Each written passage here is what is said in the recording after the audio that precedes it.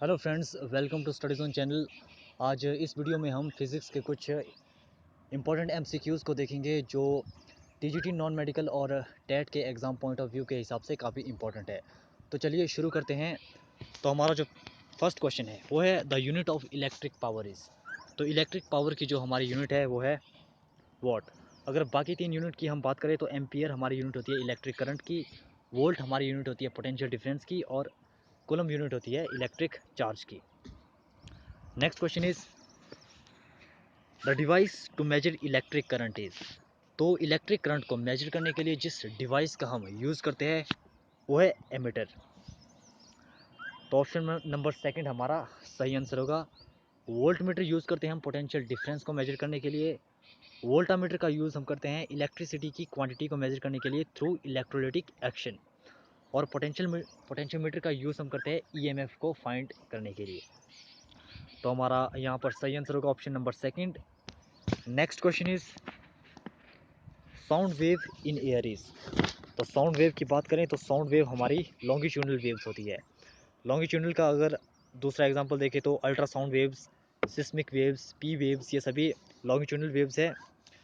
Transverse wave का अगर हम एग्जांपल ले तो वाटर के ऊपर जो रिपल्स हमारी बनती है वो ट्रांसवर्स वेव का एग्जांपल है। वाइब्रेशन ऑफ गिटार भी ट्रांसवर्स वेव का ही एक एग्जांपल है। इलेक्ट्रोमैग्नेटिक वेव ट्रांसवर्स वेव भी होती है। इलेक्ट्रोमैग्नेटिक वेव्स में दो कंपोनेंट होते हैं, एक इलेक्ट्रिक कंपोनेंट और दूसरा magnetic component. Light wave, microwaves, radio waves, ये सभी इलेक्ट्रोमैग्नेटिक वेव्स है। पोलराइज्ड वेव, तो जो पोलराइज्ड वेव होती है तो इसमें हम पोलराइजेशन में जो वाइब्रेशन है, वेव की जो वाइब्रेशन है उसे हम एक पर्टिकुलर प्लेन के अंदर रिस्ट्रिक्ट करते हैं।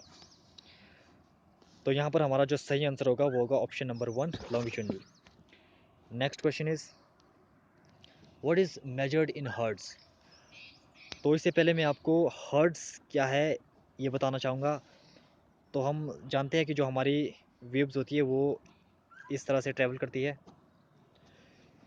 इस पॉइंट और इस पॉइंट के बीच हमारी वेव एक कंप्लीट साइकिल, एक कंप्लीट रोटेशन पूरा करती है। तो विद इन 1 सेकंड के अंदर ऐसे कितने साइकिल ये वेव जो है कंप्लीट करेगी, उसे हम रिप्रेजेंट करते हैं हर्ट्ज से। तो हम यहाँ पर सिंपली देख सकते हैं कि हम यहाँ पर फ्रीक्वेंसी को मेजर कर रहे हैं। तो जो हमारा सही आंसर होगा वो होगा option number one, frequency. Next question is which one of the following has scalar quantities. तो हमारे पास दो तरह की क्वांटिटीज़ होती है, एक स्केलर और एक वेक्टर। वेक्टर क्वांटिटीज़ में हमारे पास मैग्नीट्यूड और डायरेक्शन दोनों दिए होते हैं, पर स्केलर क्वांटिटी में हमारे पास सिर्फ मैग्नीट्यूड दिया होता है। फॉर एग्जांपल अगर मैं कहूँ 5 लीटर, तो 5 लीटर में आप सभी जानते हैं कि मैग्नीट्यूड हमारे पास 5 लीटर है, पर डायरेक्शन इसमें नहीं है। तो जो फोर्स, वेलोसिटी और एक्सेलरेशन है ये तीनों हमारी वेक्टर क्वांटिटी है, पर हमारा जो प्रेशर है वो स्केलर क्वांटिटी है। स्केलर क्वांटिटी बेसिकली जैसे टाइम हो गया, वॉल्यूम हो गया, स्पीड एंड टेम्परेचर, ये सब स्केलर क्वांटिटी है। तो चलिए नेक्स्ट क्वेश्चन की ओर। हमारा नेक्स्ट क्वेश्चन है the sunlight from the sun to the earth reaches in. तो जो सूर्य का प्रकाश है वो पृथ्वी तक पहुंचने में ऑलमोस्ट 8 मिनट्स लेता है। एग्जैक्टली अगर मैं कहूँ तो 8 मिनट 20 सेकेंड, इतना टाइम जो लाइट है वो सन से अर्थ तक पहुंचने में लेती है। तो यहाँ पर जो हमारा सही आंसर होगा वो होगा option number 3। Next question is sodium metal is stored in. तो सोडियम मेटल को हम कहाँ पर स्टोर करके रखते हैं। तो सबसे पहले मैं सोडियम मेटल के बारे में बताऊंगा। जो सोडियम मेटल है अगर हम इसे ओपनली यानी कि एटमॉस्फेयर में रखें तो ये एयर और मॉइस्चर के साथ रिएक्ट करता है, तो इसीलिए हम इसे केरोसिन के अंदर रखते हैं। अब एक सवाल ये भी पैदा होता है कि इसे हम केरोसिन के अंदर ही क्यों रखते हैं, ये केरोसिन के साथ क्यों रिएक्ट नहीं करता। तो देखिए जो हमारा सोडियम मेटल है वो अगर हम बेसिकली देखें तो ये एयर और वाटर को रिड्यूस करता है, उसके बाद इस वजह से ये उसके साथ रिएक्ट करता है। पर जो केरोसिन है उसके अंदर जो कंपाउंड्स है वो ऑलरेडी रिड्यूस होते हैं। तो हमारा जो सोडियम मेटल है वो फर्दर केरोसिन के साथ कोई रिएक्शन नहीं कर पाता। इसीलिए हम सोडियम मेटल को केरोसिन के अंदर रखते हैं। Next question is the process of movement of molecule from a higher concentration place to lower concentration place is known as. तो मॉलिक्यूल्स की movement from higher concentration to lower concentration, उसे हम कहते हैं डिफ्यूजन। कंडेंसेशन की बात करें तो ये प्रोसेस है एयर से लिक्विड में कन्वर्ट होने की, यानी कि वेपर टू लिक्विड। इवेपोरेशन इसका रिवर्स है, लिक्विड टू वेपर्स। और सब्लिमेशन में जो सॉलिड होते हैं वो डायरेक्ट गैसेस में कन्वर्ट हो जाते हैं। Next question, K shell is the blank energy level. तो जो शेल्स हमारे पास होते हैं हम उन्हें सिंपली रिप्रेजेंट करते हैं KLMN से। तो के हमारे पास यहाँ पर फर्स्ट एनर्जी शेल है, तो आंसर होगा ऑप्शन नंबर फर्स्ट, यानी कि first. Next question is the acceleration experienced by the body during free fall is independent of. तो जो बॉडी है उसे जब हम फ्रीली अंडर ग्रेविटी उसे फेंकते हैं तो उसका जो एक्सेलरेशन होता है वो किसके ऊपर इंडिपेंडेंट होता है, तो वो होता है मास के ऊपर। तो ऑप्शन नंबर 1 हमारा सही जवाब है। यहाँ पर एक बात ध्यान देने लायक है कि इस केस में ग्रेविटी को छोड़कर, और कोई भी फोर्स एग्जिस्ट नहीं करनी चाहिए। फॉर एग्जांपल अगर आप एक प्लेन कागज़ की शीट और एक बॉल को किसी पर्टिकुलर सेम हाइट से फेंके तो सभी जानते हैं कि बॉल जो है सरफेस को पहले हिट करेगी। रीज़न क्या है, यहाँ पर सिर्फ ग्रेविटी नहीं है, बीच में हमारे पास एयर भी है जो कि जो लाइट जो हमारे पास चीज़ होगी यानी कि प्लेन शीट उसे रोकेगा। इसीलिए जो कागज़ जो है ज़्यादा टाइम लेगा एज़ कम्पेयर टू वॉल। तो इसलिए यहाँ पर ध्यान देने वाली बात है कि ग्रेविटी को छोड़कर और कोई भी फोर्स यहाँ पर एग्जिस्ट नहीं करनी चाहिए, ना कि और एयर फ्रिक्शन भी नहीं। तो चलिए नेक्स्ट क्वेश्चन की ओर। What is the minimum temperature to which a fuel must be heated so that it may catch fire and start burning. तो जो ईंधन को जलने के लिए जो मिनिमम टेम्परेचर की रिक्वायरमेंट होती है उसे हम कहते हैं इग्निशन टेम्परेचर। ये हर फ्यूल के लिए अलग अलग होता है, डिपेंड करता है कि फ्यूल किस तरह का है। Next question is how is the ammeter connected in all circuit to measure current flowing in it. तो जो एमीटर हम यूज़ करते हैं करंट को मेजर करने के लिए उसे ऑलवेज़ हम सीरीज़ में जोड़ते हैं। एमीटर एक लो इम्पीडेंस डिवाइस है, इसका रेजिस्टेंस काफ़ी कम होता है ताकि मैक्सिमम करंट इसमें पास हो सके और ये एक्यूरेट रीडिंग दे सके। और अगर वोल्ट मीटर की बात करें तो वोल्ट मीटर हमें हमेशा पैरेलल में जोड़ते हैं। तो यहाँ पर जो हमारा सही आंसर होगा वो होगा option number 3। Next question is which form of energy causes a matchstick to ignite into a bright flame when the matchstick is struck against the matchbox surface। अब इससे पहले आपको मैच स्टिक और मैच बॉक्स के बारे में कुछ जानकारी होना ज़रूरी है। तो जो हमारी मैच स्टिक होती है उसमें जो कंपाउंड होते हैं वो होता है, एक हमारे पास होता है पोटाशियम क्लोरेट और सल्फ़र और कुछ मात्रा इसमें स्टार्च की होती है और साथ में ग्लू। ये हमारे मैच स्टिक में होते हैं। और अगर मैच बॉक्स की बात की जाए तो उसका जो स्ट्राइकिंग सरफेस होता है वो बना होता है रेड फॉस्फोरस से और प्लस उसमें मिक्स किया होता है पाउडर ग्लास और ग्लू। तो बेसिकली होता क्या है, जब आप मैच स्टिक को मैच बॉक्स के साथ रब करते हैं तो जो उसमें जो रेड फॉस्फोरस होता है वो चेंज हो जाता है वाइट फॉस्फोरस में। और वाइट फॉस्फोरस इमीडिएटली रिएक्ट करता है पोटाशियम क्लोरेट के साथ। ये इमीडिएटली पोटाशियम क्लोरेट के साथ रिएक्ट करेगा और लिबरेट करेगा energy in the form of heat में और आपकी मैच स्टिक जल जाएगी। तो इसका जो आंसर होगा वो होगा तो हमें यहाँ पर काइनेटिक एनर्जी प्रोड्यूस करनी पड़ती है मैच स्टिक को स्ट्रक करने के लिए। तो आंसर होगा option number second. Next question is sound can not travel through. तो सभी जानते हैं कि साउंड को ट्रेवल करने के लिए हमें मीडियम की ज़रूरत पड़ती है। तो वैक्यूम में कोई मीडियम नहीं होता, तो हमारा जो सही आंसर होगा वो होगा option number second. Next question is 100 watt electric bulb is used for 10 hours a day. How many unit of energy are consumed in 30 days? यानी कि 100 वाट के एक बल्ब को लगभग हर रोज़ 10 घंटे जलाया जाता है, तो वो लगभग 30 दिनों में कितनी एनर्जी कंज्यूम करेगा।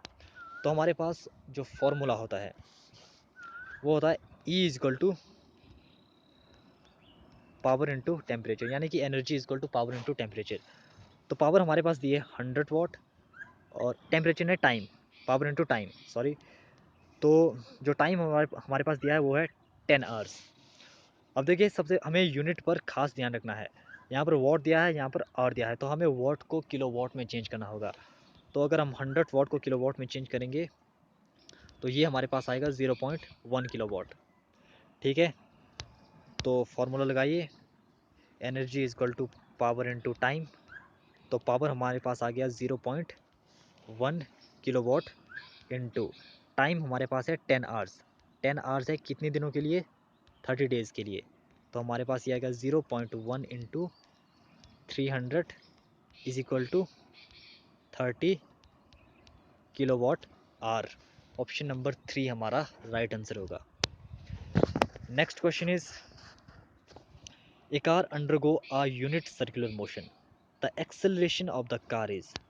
तो जो यूनिट सर्कुलर मोशन के अंदर एक्सेलरेशन कांस्टेंट नहीं होता और साथ में नॉन ज़ीरो होता है, तो ऑप्शन नंबर 3 हमारा सही जवाब होगा। Next question is rate of evaporation increases with. तो जो इवेपोरेशन है वो कुछ फैक्टर के ऊपर डिपेंड करता है, जैसे surface area, humidity, wind speed, temperature. Surface area, wind speed, temperature, ये तीनों इंक्रीज़ होने चाहिए। अगर ये तीनों इंक्रीज़ होते हैं तो रेट ऑफ इवेपोरेशन भी इंक्रीज़ होगा, पर ह्यूमिडिटी हमारी डिक्रीज़ होनी चाहिए। अगर ह्यूमिडिटी इंक्रीज़ होती है तो रेट ऑफ इवेपोरेशन डिक्रीज़ होगा। तो जो हमारा सही आंसर होगा वो होगा option number 1, an increase in surface area. Next question is magnification is. तो अगर हम मैग्नीफिकेशन की बात करें तो मैग्नीफिकेशन यानी कि सिंपली अगर साधारण शब्दों में कहें तो छोटे से ऑब्जेक्ट को हमें बड़ा करना है, यानी कि उसके विजन को बड़ा करना है ताकि वो बड़ा दिखे। तो जो इसका जो फॉर्मूला होता है वो magnification is equal to size of image upon size of object, यानी कि actual image upon actual object. तो हमारा जो सही आंसर यहाँ पर होगा वो होगा option number second, observe size of specimen upon actual size. Next question is two pieces of metal when immersed in a liquid have equal of thrust on them then. तो कहा गया है कि अगर मेटल के दो पीसीज है जिनके ऊपर इक्वल अप थ्रस्ट लगता है, तो इन चारों में से कौन सी कंडीशन सही है। तो देखिए जो अप थ्रस्ट है वो डिपेंड करता है जो कुछ फैक्टर के ऊपर, जैसे कि उस ऑब्जेक्ट का वॉल्यूम जिसे उस लिक्विड में डाला जा रहा है, और साथ में उस लिक्विड की डेंसिटी। इन दो फैक्टर के ऊपर हमारा अप थ्रस्ट डिपेंड करता है। अब उस ऑब्जेक्ट का वॉल्यूम सेम होना चाहिए, ठीक है, तभी उन दोनों के ऊपर सेम अप थ्रस्ट लगेगा। तो यहाँ पर जो हमारा सही आंसर होगा वो होगा option number 3, both pieces must have equal volume. Next question है the amount of heat required for a substance to change from one state to another without change in temperature is. तो देखिए यहाँ पर कहा गया है कि कितनी अमाउंट ऑफ हीट चाहिए किसी सब्सटेंस के लिए ताकि वो किसी एक स्टेट से दूसरे स्टेट में कन्वर्ट हो जाए विदाउट उसके टेम्परेचर में चेंज किए बिना। तो उस अमाउंट ऑफ हीट को हम कहते हैं लेटेंट हीट। स्पेसिफिक हीट की अगर हम बात करें तो किसी यूनिट मास को 1 डिग्री टेम्परेचर उसका राइज़ करने के लिए जो हीट हमें यूज़ करनी पड़ती है, जिस हीट की हमें रिक्वायरमेंट होती है, उसे कहते हैं स्पेसिफिक हीट। यानी कि एक यूनिट मास के टेम्परेचर को 1 डिग्री सेल्सियस राइज़ करने के लिए जो हीट चाहिए होती है उसे हम कहते हैं स्पेसिफिक हीट। कन्वेक्शन की अगर बात करें तो ये सिंपली ट्रांसफ़र ऑफ हीट है, और रेडिएशन की बात करें तो ये भी ट्रांसमिशन ऑफ एनर्जी है in the form of wave और पार्टिकल। तो यहाँ पर जो हमारा सही आंसर होगा वो होगा option number second. Next question is which of the following is not a radio active particle. तो जो अल्फ़ा, बीटा और गामा ये तीनों हमारे रेडियो एक्टिव पार्टिकल होते हैं, पर गामा हमारा रेडियो एक्टिव पार्टिकल नहीं है। तो ऑप्शन नंबर 3 हमारा सही जवाब होगा। अल्फ़ा की अगर हम बात करें तो ये सिंपली हीलियम न्यूक्लियाई होता है जिसमें 2 न्यूट्रॉन और 2 प्रोटॉन होते हैं। और बीटा की बात करें तो बीटा जो है फास्ट मूविंग इलेक्ट्रॉन या पॉजिट्रॉन होते हैं। और गामा की हम बात करें तो सिंपली फोटॉन्स। नेक्स्ट क्वेश्चन हमारा है Newton's first law of motion is known as. तो जो न्यूटन का पहला नियम था उसे हम कहते हैं प्रिंसिपल ऑफ इनर्शिया।